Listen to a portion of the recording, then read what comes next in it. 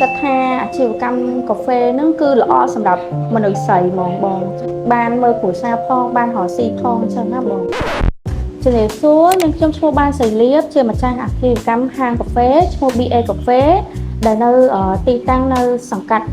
4ផ្លូវ LV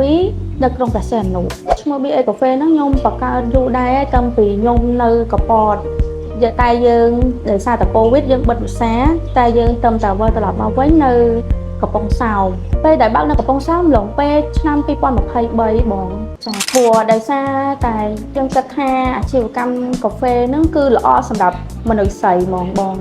ព្រោះអាជីវកម្មកាហ្វេហ្នឹងបងស្រីដែលគាត់បើកអាជីវកម្មគាត់ស្រួលងាយស្រួលដូចថាគាត់អាចបើសិនជាគាត់មានទីធ្លាផ្ទះធំទូលាយគឺគាត់អាចបើកហាងគាត់មិនបាច់ចាំទៅធ្វើការនៅក្រៅងាយស្រួលនៅក្នុងផ្ទះខ្លួនឯងបានមើលគ្រួសារផងបានរកស៊ីផងចឹងណាបងពេលបើកហ្នឹងដូចជា2023ដល់ឥឡូវដូចជាបានជិត3ឆ្នាំដែរបងចា